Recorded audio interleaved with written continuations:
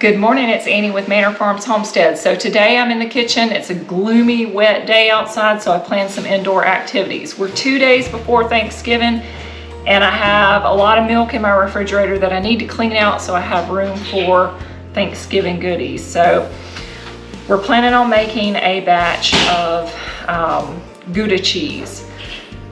I was really impressed with the milk that I used today. So my cow, Georgia, she's a miniature Jersey. She's late into her lactation and she's producing a huge amount of cream. So most of my gallons of milk were almost half cream. So I pulled out 5.5 gallons of milk because I wanted to have a 5-gallon batch of Gouda cheese. And after I poured off a substantial amount of cream off of these gallons, and I want you to see there's still a nice layer of cream on the top of all of the gallons. So I definitely didn't skim them. But after pouring off the cream, I got a whole gallon of cream.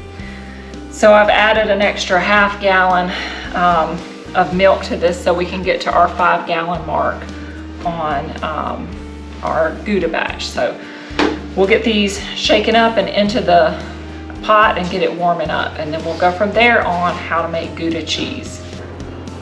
All right, so we've got all 5 gallons of our milk into our pot. We're gonna bring this up to temperature. Our goal temperature for this milk is gonna be 86 degrees. Make sure you have a good calibrated thermometer.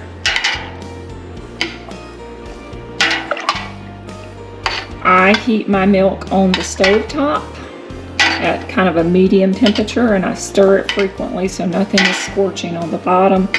This particular pot that I use for making cheese frequently with has a real heavy, thick bottom, so I don't have a lot of issues with scorching or anything like that. And like I said, I do stir it frequently, getting it up to temperature.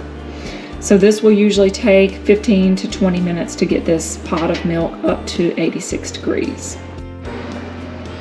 I did want to share with you on my jugs that I store my milk in. I do recycle jugs.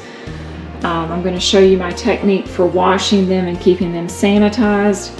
Eventually the jugs will crack and leak, so they do have to be thrown out. I'm fortunate that I have several people that save jugs for me, so I've always got a good supply of jugs in my arsenal for milking my cows. So for cleaning these jugs, when you first empty them out, you've got a lot of your cream and fat residue in there. And the key to getting that out without it adhering to the side of your jugs is first rinsing them out with cold water. I usually do 2 cold water rinses where I shake the water in there really good to get all of this cream that's left on the side of the jug out of there. Once that's done, I use just kind of some lukewarm water with some Dawn dish detergent and a tablespoon or so of bleach in each jug. Shake it up, and I usually let those sit for several hours and just shake them several times during that process. When I'm done, I'll use hot water to rinse the jugs out and then let them air dry. I don't really have any problems with sour smelling jugs using this method. It's important to let them completely dry before you recap them.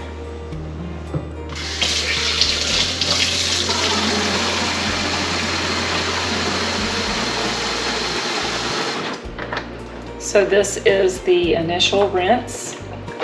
Also, I want to point out, if you're milking a cow and you're getting loaded down with milk, it's important to date your milk. So I use these little round stickers and I just write the date on the top of my milk each time I load it up in the fridge. That way I'm able to keep up with what milk is the oldest, newest, all of that.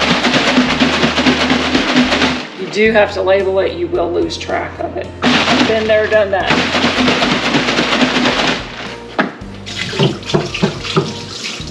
So I do 2 of the cold water rinses.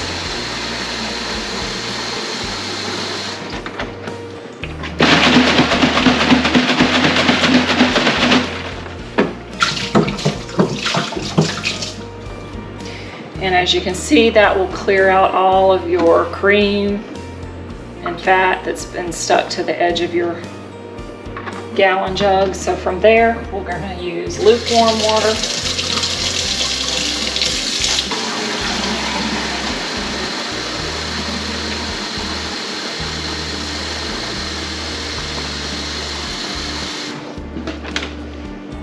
I put a good generous squirt of Dawn dish detergent and a couple tablespoons of bleach.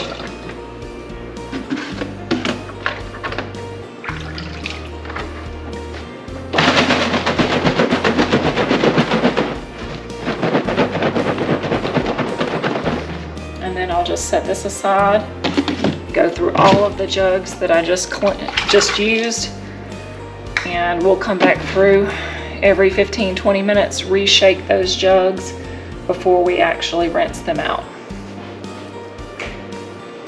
And this really only applies if you're milking a cow and you need continued use of your jugs. If you're just buying milk from the store and making cheese and you don't need to save your jugs, you can disregard this little tidbit on the video. All right, we've got our milk up to temperature. 86 degrees is our target temperature. That's the same as what you would be shooting for cheddar. The difference with Gouda, because it is a sweeter cheese, we are not going to ripen this as long as we would with cheddar. So this is only going to ripen for 30 minutes after we add our culture. Now what we're going to be adding as our culture is the M100. It's a mesophilic culture. As opposed to M11, this particular culture will produce a little bit of CO2, so you'll have some tiny little holes, bubbles in your final cheese due to the CO2 production. Now for this 5 gallons of milk, we are adding just a little bit under a half a teaspoon of this culture. I let my culture rehydrate on top of the milk for a couple of minutes before I actually stir it in so that it doesn't clump. Once we get this stirred in, we're going to cover this with a lid and just let it sit for 30 minutes to ripen. Make sure you do cover it because you don't want it getting contaminated with any yeast that's in the air. All right, this is rehydrated on the surface for several minutes. We're going to go ahead and get it stirred in. Use a top to bottom motion when you're stirring to ensure that the culture is thoroughly mixed in with all of your milk.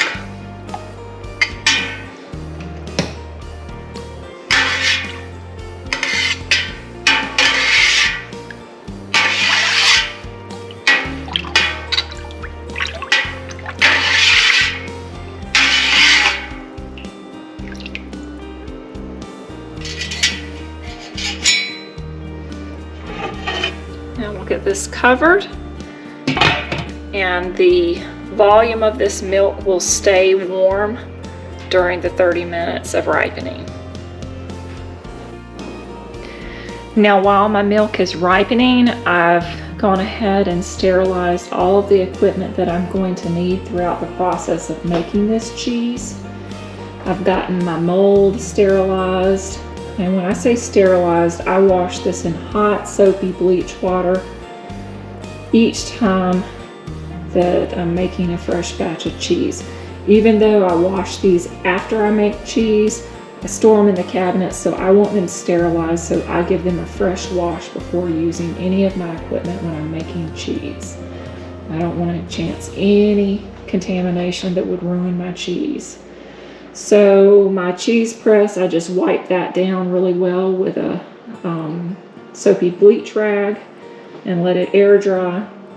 For the 5 gallons of cheese that 5 gallons of milk that we're going to be using to make a Gouda cheese, that's going to give us about 5 pounds of cheese. So I'm using a large, I think they consider this a Tony mold, but it's the largest mold that you can get from cheesemaking.com.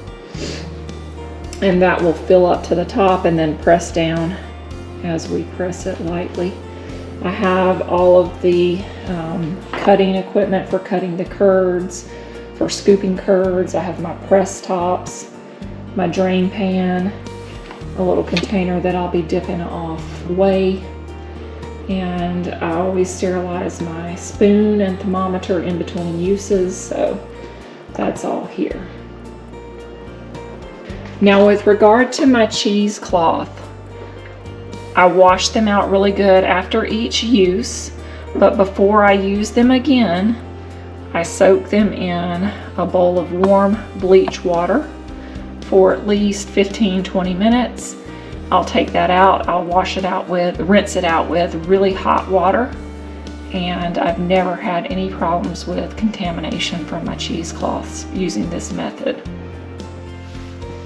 Okay, so we've got about 5 minutes left on our milk ripening. What I've done is added about 6 drops of annatto natural coloring for cheese into about a 1/4 cup of non-chlorinated water. Gouda is typically a white cheese, but adding just a few drops of the annatto just warms it up just slightly. If you're using summer milk, a lot of times it'll be a little bit more yellow and you won't need the annatto. But for winter milk, I like to add a few drops of that, and that's completely optional. For our rennet, I have done the calculations, and for our 5 gallons of milk, we need 8.3 cc's of rennet. So I'm just using a little syringe to draw this up. So that's 3,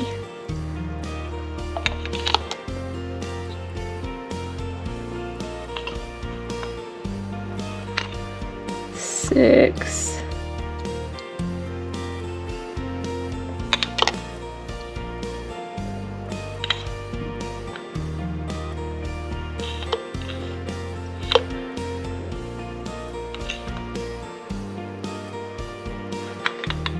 and that's 8.3. Just mix that gently. Hopefully we don't overflow it. This also is non-chlorinated water.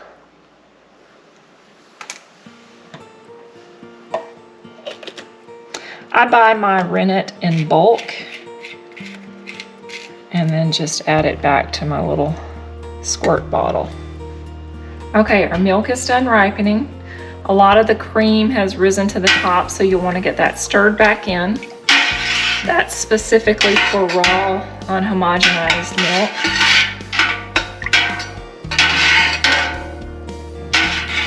This recipe can definitely be made with milk from the grocery store, as long as it's not ultra pasteurized. You do need to add calcium chloride to your milk to produce a firmer curd if you're using pasteurized milk. Pasteurized milk compared to raw milk produces a much more fragile curd. So this is just our annatto coloring. We're going to put it in first.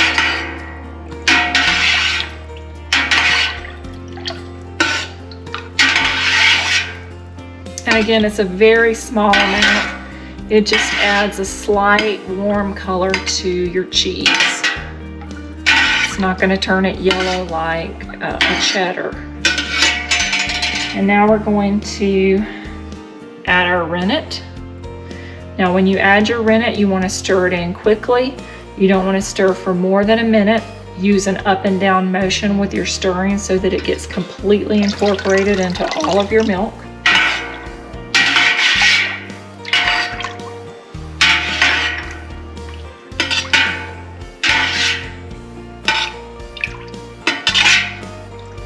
In all of my recipes, I use single strength rennet.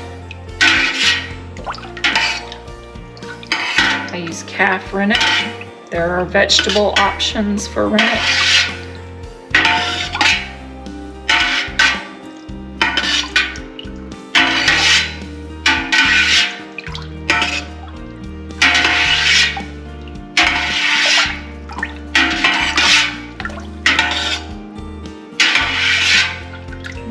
should do.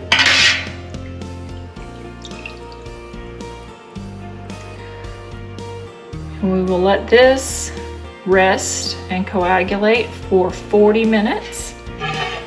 You do want to keep the lid on it. That helps hold in the heat and keep out any unwanted bacteria or yeast from getting into your milk. So we'll set this timer for 40 minutes. And then we'll come back and check our curd to make sure it's ready to be cut. All right, so our milk is set for 40 minutes. We've got a nice coagulated curd of cheese here. We're gonna go ahead and start slicing this cheese into 1-inch checkerboard cubes.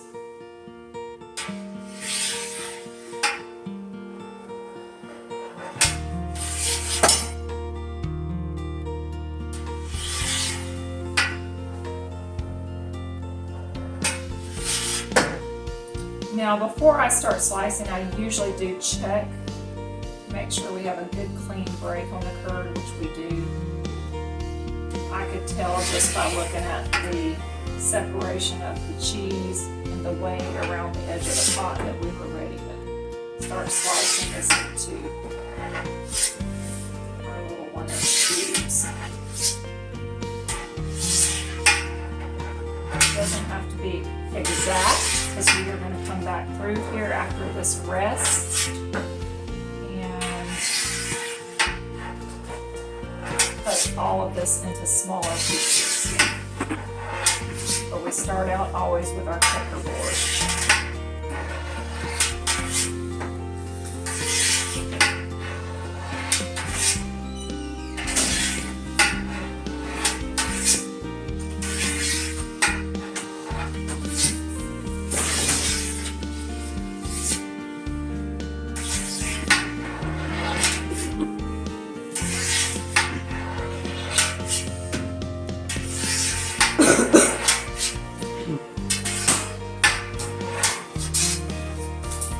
Once I go all the way through there making the checkerboard, I usually just make a few slices.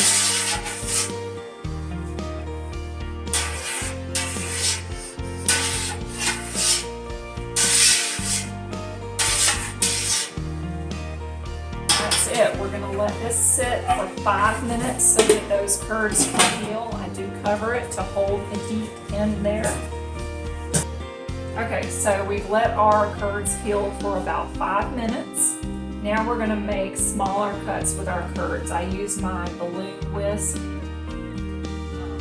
just a modified whisk that I kind of spread out so that I can make smaller cuts. Make sure your hands are sterilized and clean, because you're going to go all the way down to the bottom of this pot, so your hands aren't going to get into this. So what I do is go straight down, come all the way across, back up halfway, back across. I'll do that each section.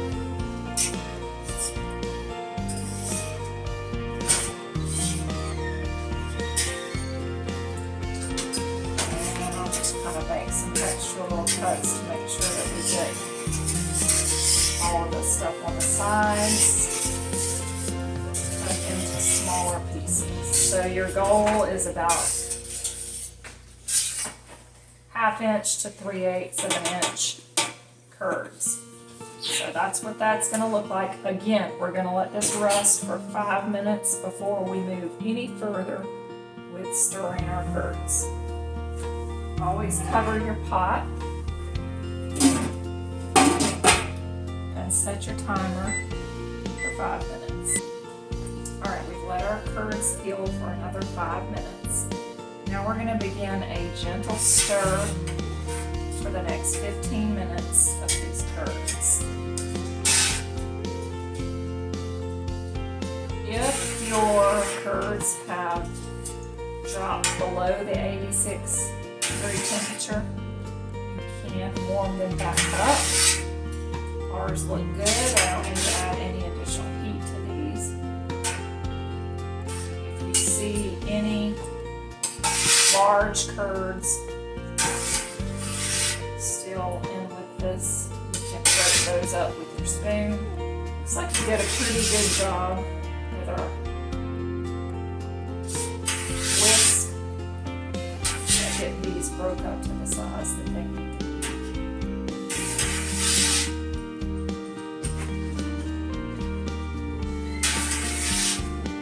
You'll still find some that are a little bit large that you'll want to break up.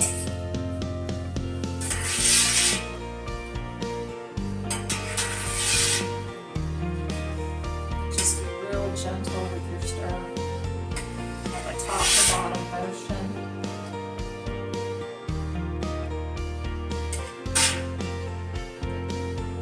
Those are still a little fragile at this point.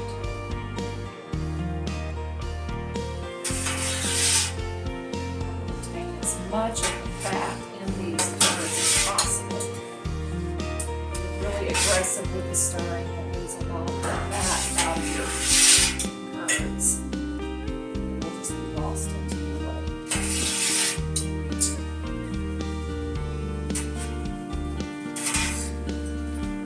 So I do need to turn on a timer for 15 minutes. I've been stirring for a couple of minutes now, so let's set that.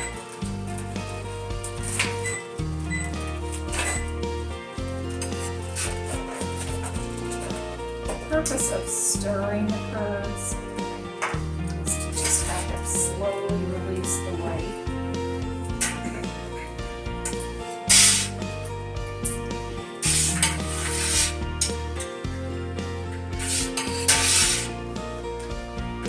Now, as opposed to something like cheddar, Gouda is a washed curd cheese.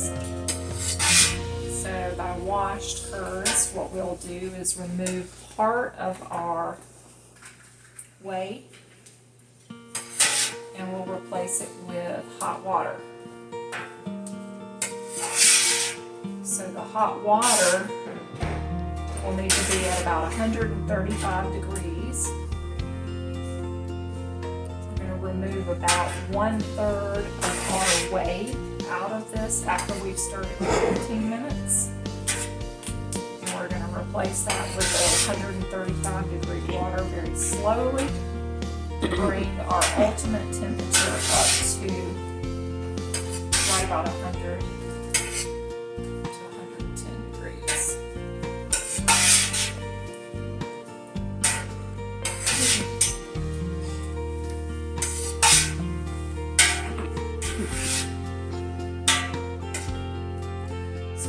Keep stirring this over the next, looks like about 11.5 minutes. Bring you back at the end of that when we're ready to start removing some of the whey. Our hot water added. Alright, so we've completed our gentle stir for about 15 minutes. This is what our curds look like.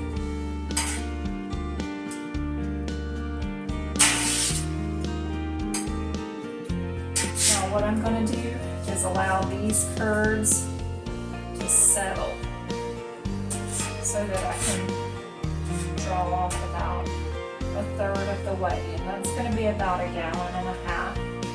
So typically I'll let this sit for about 5 minutes just so those curds sink down to the bottom so I'm able to get the whey without all of the curds. Alright, so we're ready to drain off about 1/3 of this whey. It's going to be about 1.5 gallons, so I have a couple of pitchers here to catch that whey. I am doing a bonus video on making whey caramel sauce, so stay tuned for that as well. What I typically use to get my whey off of the top of this is a little mesh strainer and a little pitcher. I use this just to make sure I'm not getting any of the curd way.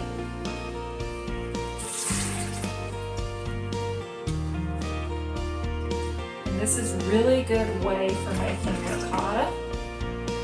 So when we make our caramel sauce, we're going to actually first take all of the ricotta off of the top, strain up the remaining whey, and then make our caramel sauce. So we'll get to that recipe in just a little bit. But let's finish off our Gouda. by removing a third of this whey, we're taking away a lot of the lactic acid from our cheese curds. That's going to result in a sweeter curd. Gouda is definitely sweeter than something like cheddar.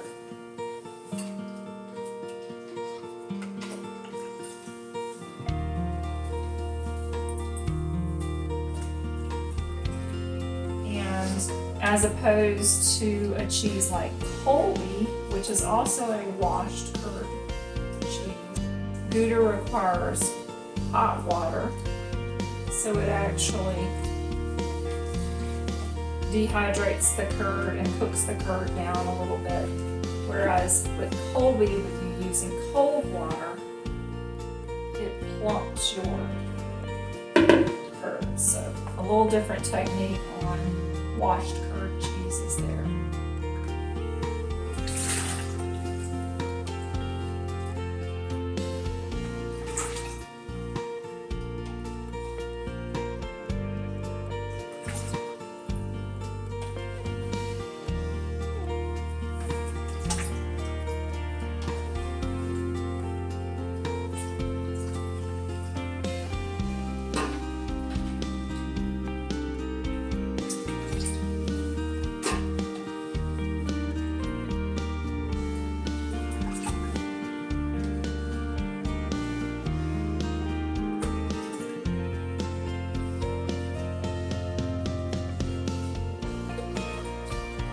We're going to be adding back the same amount of water as the amount of whey that we have removed from our cheese.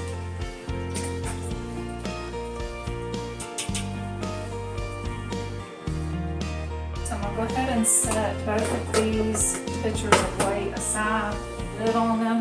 We'll get back to these. Our caramel sauce.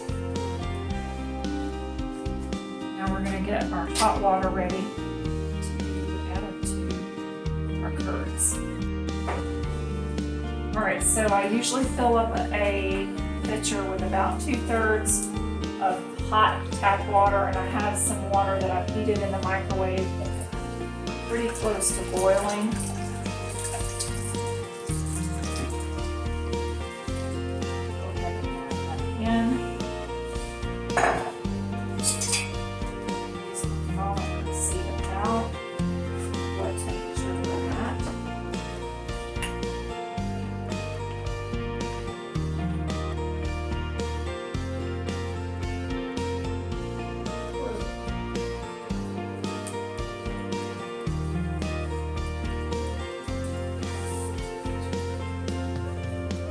Now your goal is to be at about 135. We are just a little bit below that. So I'm actually going to put some of this back in the microwave and heat it just a little bit hotter.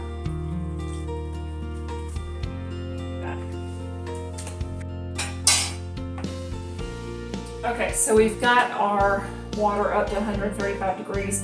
We're going to add this slowly over about 15 minutes.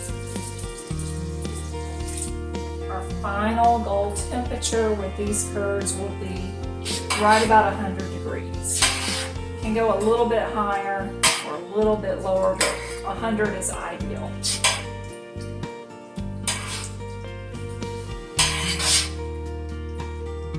I do have my timer going.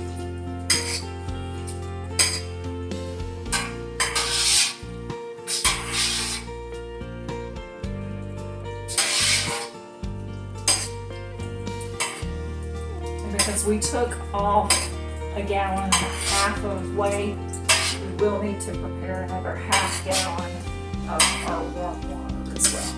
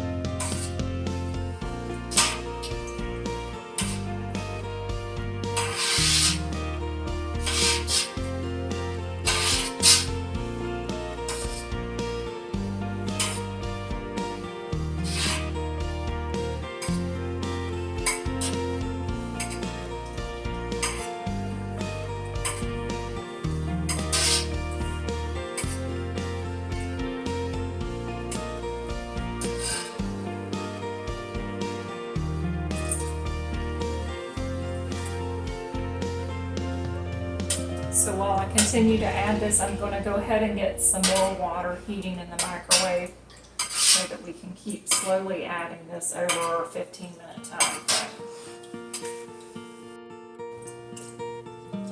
All right, we're down to our last half gallon of hot water. Got about 3 minutes left on our stir time. We're currently at about 98 degrees, so very close to our optimal temperature.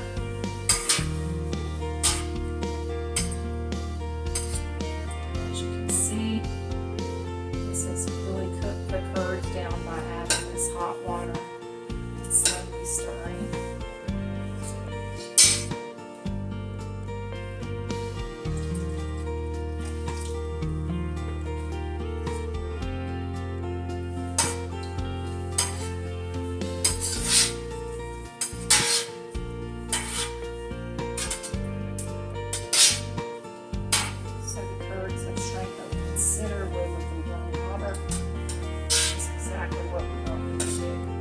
One thing I do want to point out on the additional whey that is in this cheese curd, it's very dilute, so it's perfect for applying to your garden.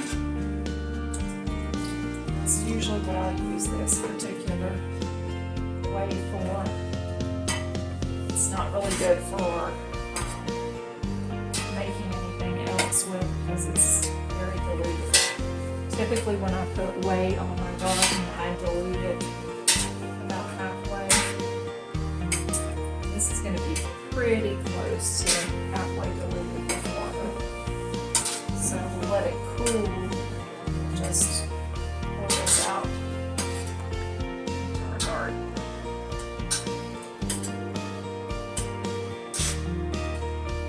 Alright, just over a minute to go. We are at 99 degrees.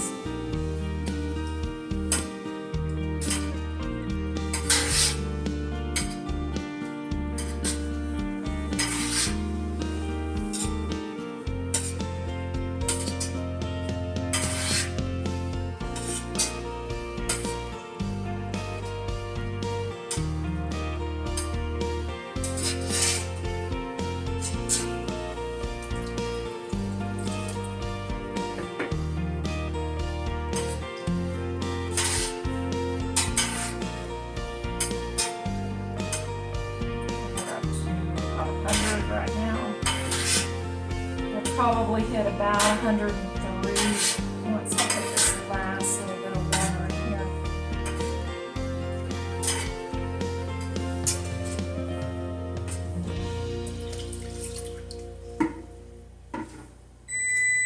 And that's our timer.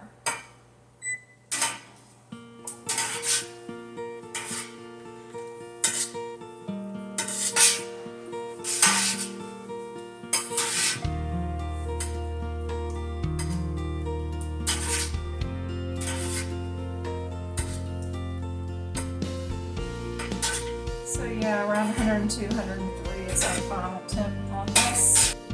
What I'm going to do now is a very gentle stir for about 30 minutes. I'm not actually going to sit here and stir constantly. I'll probably come through here about every 5 minutes and gently stir this. Then we're going to get this transferred into the mold. All right, we've completed our 30-minute stir, and I've let the curds settle just a little bit. We're going to go ahead and get these dipped out into our mold.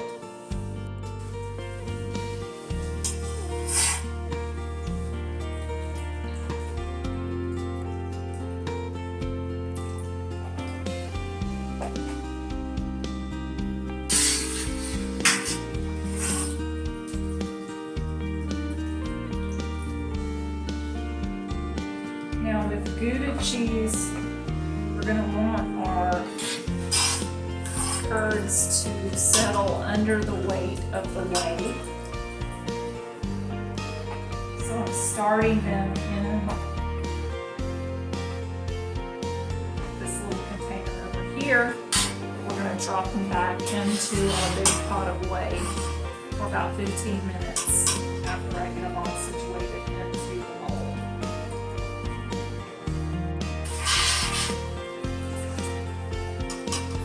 So initially these will be mounded up pretty good. They're going to continue to consolidate down.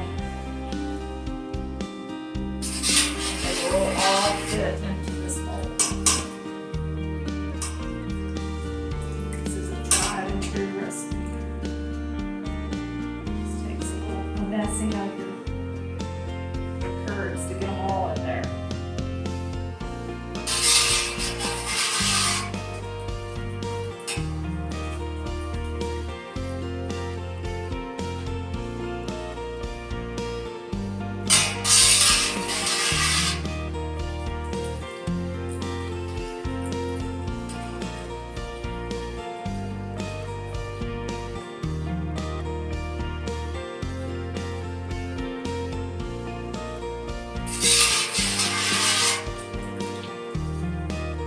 These are super handy tools for getting all of your curds out of the bottom way.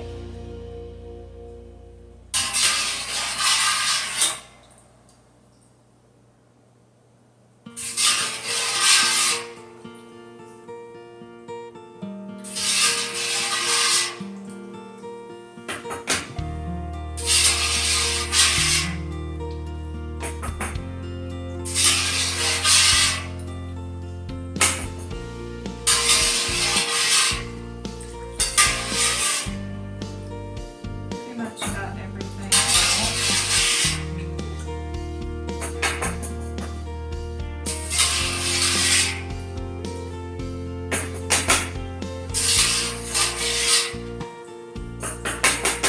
Alright, now we're going to take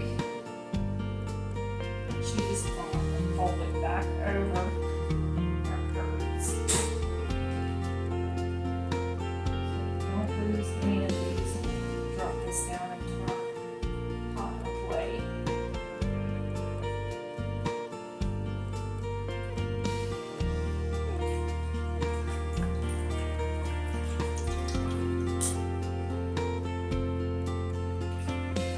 Just gonna let that settle.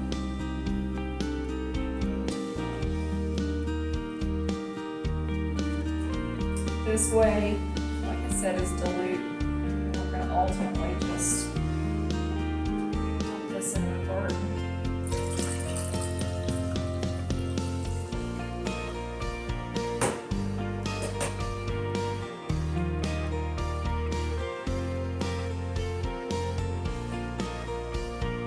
We're going to let that sit in the whey for about 15 minutes.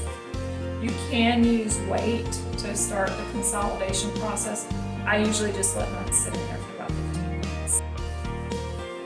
Okay, so this has been in there for 15 minutes. We're going to go ahead and pull it out.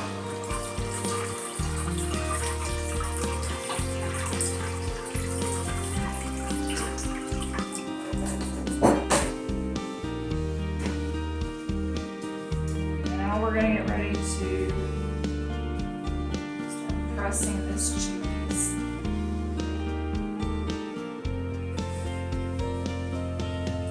You want your cheesecloth as smooth as possible.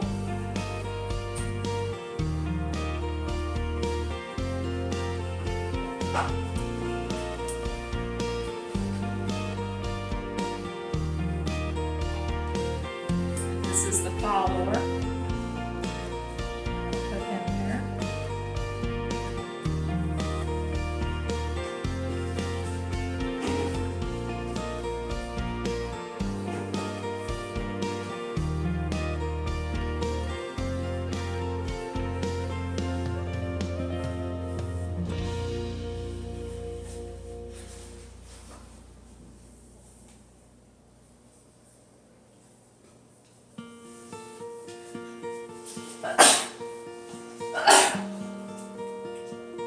Excuse me. And I'll take all this excess cheesecloth. I'm just going to tuck it in. Alright, we're going to move this pot out of the way. All right, so we're gonna get this cheese onto our draining net. Press.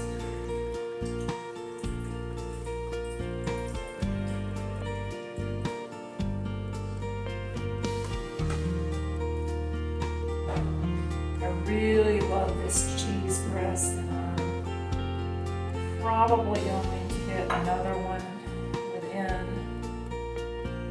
probably the next 6 months. I'm kind of winding down on my extensive cheese making for the year because I'm about to draw my heavy milk producing cow.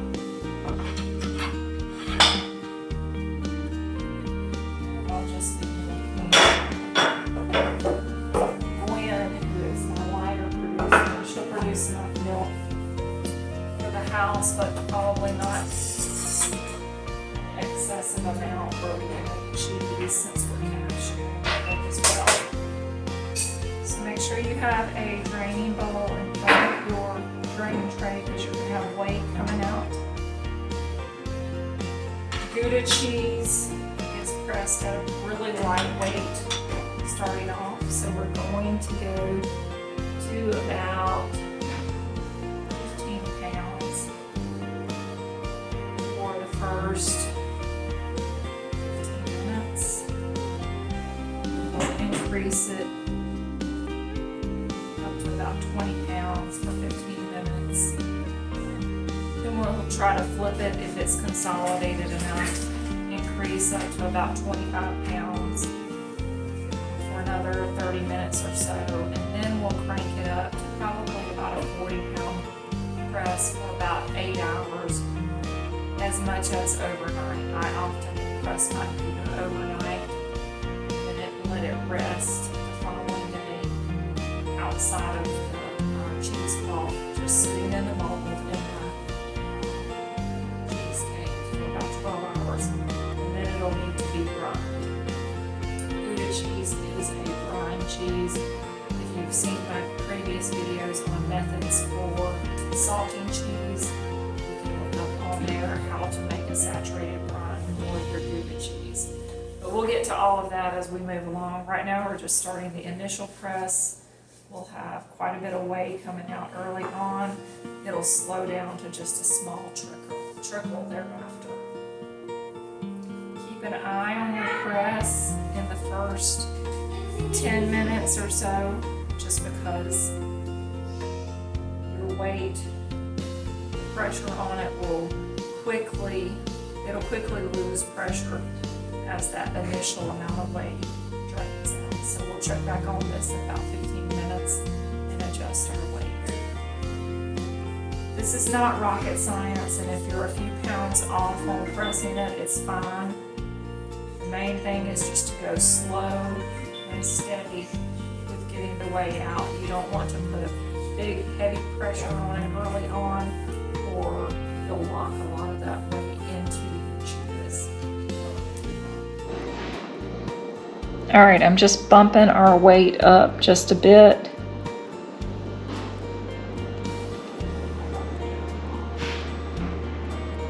We got a good amount of whey draining off.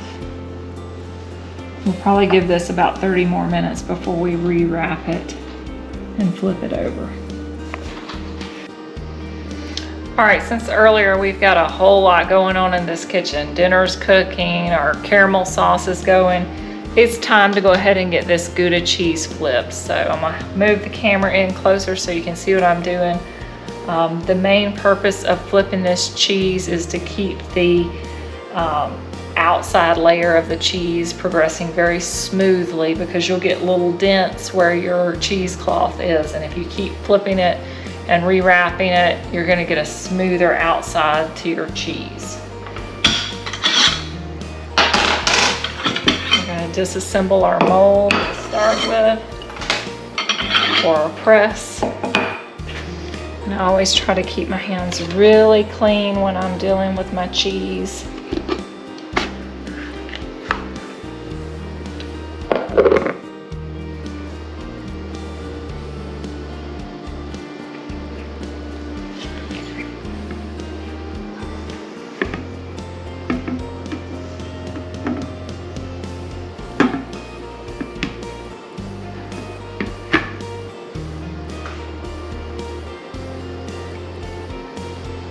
And as you can see, this is what I'm talking about. Around the edges, it's not a nice, neat, smooth surface.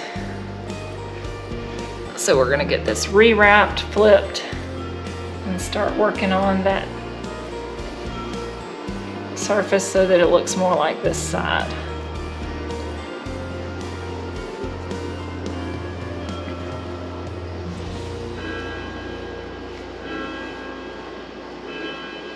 Having a lot of extra cheesecloth like this oftentimes impacts getting a good smooth surface, so just try to pull it up as tightly as you can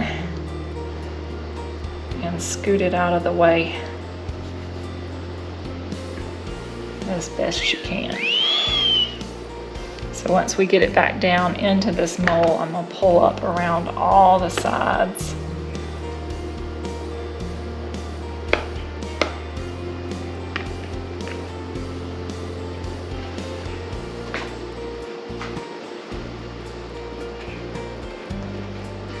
So we're gonna lay this as smoothly as we can across the top of our cheese as possible.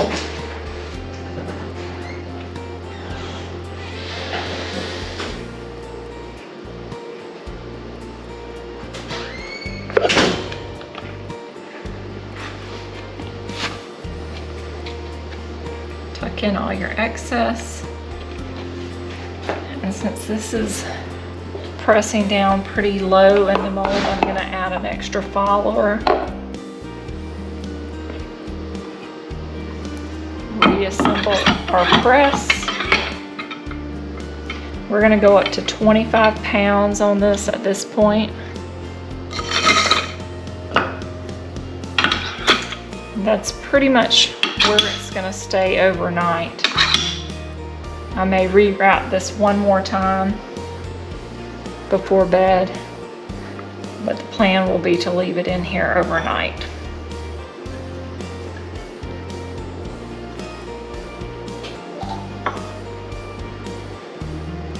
All right, good morning. So this cheese has been sitting in the press overnight. I bumped the weight up to about 40 pounds. Just so that we would get a little bit drier of a cheese that can age a little bit longer. The drier your cheese is, the longer it's going to last. So we're going to get our press taken down. Now with Gouda cheese, it is a lower acid, sweeter cheese.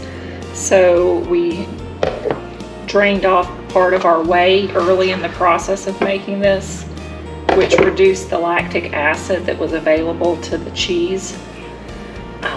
So it's produced acid at a lot slower rate than something like cheddar. Now, this cheese is going to be taken out of the cheesecloth, and we're going to place it back into the mold and allow it to sit in the cheese cave, which my cheese cave is a wine cooler that I keep at about 52 degrees. And we're gonna do that for about 12 hours. That's gonna allow this cheese to continue to produce a small amount of acid to add to the flavor of our cheese.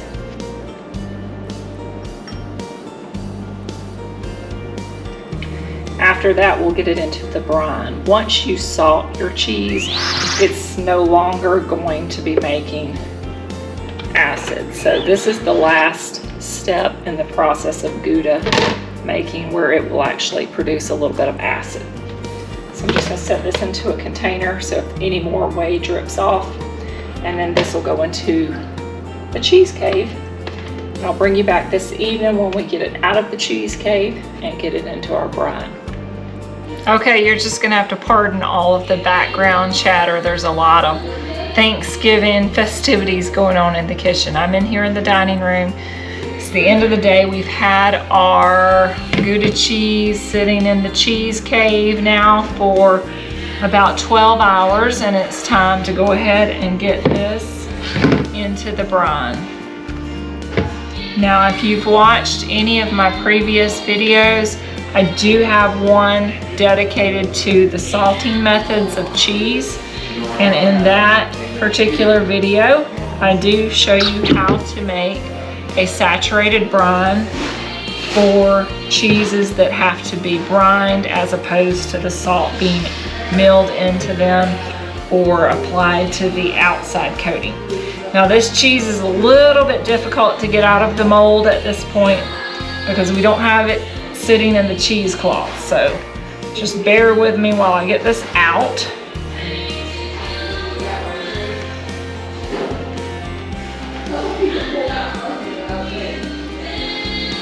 Close, but not quite.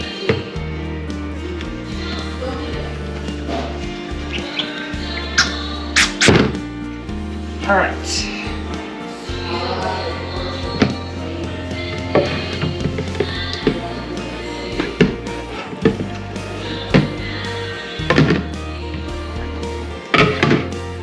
So here's our lovely wheel of Gouda cheese.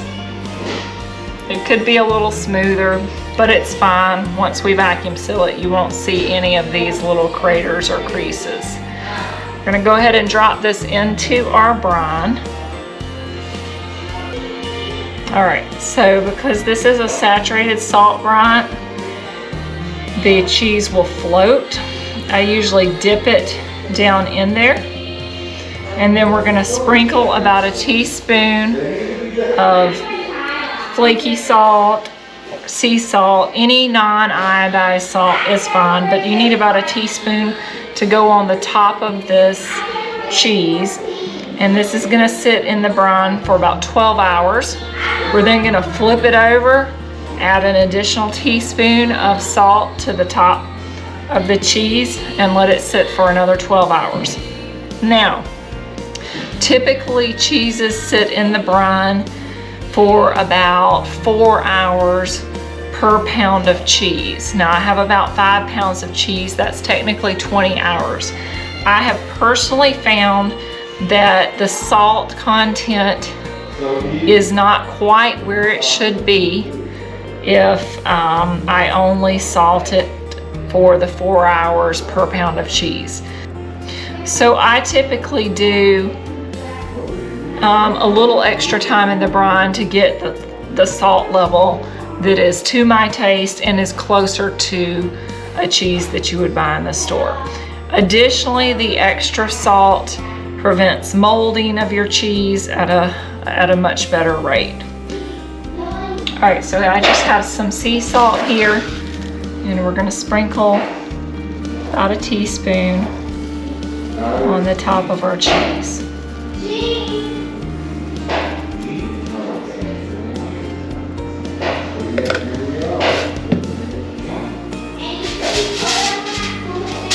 And then we're gonna just cover this. And this is gonna sit out at room temperature for the 12 hours until we flip it and resalt it. And it'll sit out an additional 12 hours at room temperature. All right, this cheese has been in the brine for 12 hours. We're gonna go ahead and flip it over. It's Thanksgiving morning, by the way. I've been up since about 5:30 working on pies and cooking down a rabbit for rabbit and dumplings. I'll go ahead and put about a teaspoon of our sea salt over the top of this. That's good. We're just gonna get it covered back up.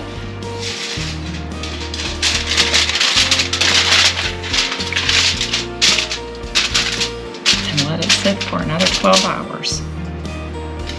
All right, it's the end of the day. Our cheese has been brining for 24 hours. Now we're going to go ahead and drop this onto our draining mat that we've got on our draining board.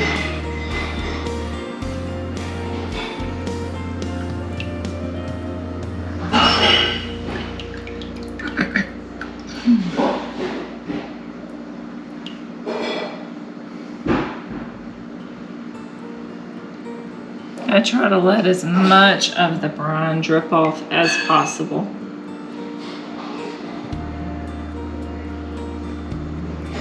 And then we're going to go ahead and put it on our draining mat. And this will go into our cheese cave. My cheese cave is set at 52 degrees.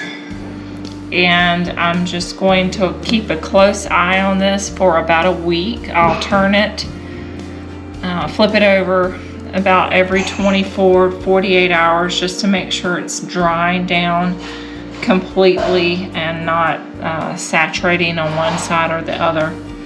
After about a week, I'm going to go ahead and get this vacuum sealed before it starts forming little mold spots on it. So our brine is perfectly fine to continue to store in our cheese cave. Nothing grows in this. It's a saturated brine. It's so full of salt, no mold or anything like that can grow in it. We're going to go ahead and just cover it.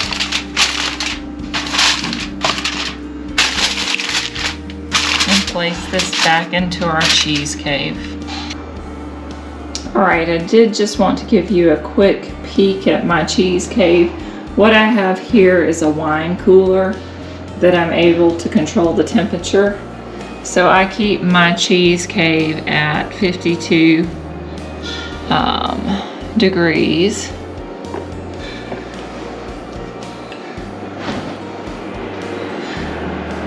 Here's the Gouda that we just placed in here to start aging. I actually have some peppers that are fermenting in the back. These are some other Gouda cheeses that I've made. Some other cheeses that are aging in here. Got quite a few cheddars in here. And then my brine down at the bottom. You can keep your brine indefinitely. If you ever get little particles of cheese or anything in it, you can strain it out, but it will last indefinitely in here in the cheese cave. When I first got this, I wiped down these wooden racks with a bleach solution just to kind of disinfect it from any mold that or yeast that could be on those shelves that could contaminate my cheese. You can remove some of these shelves as you see here. I've needed some larger spaces, so I have some that are closer together for more shallow cheese and some that are wider apart for thicker cheeses.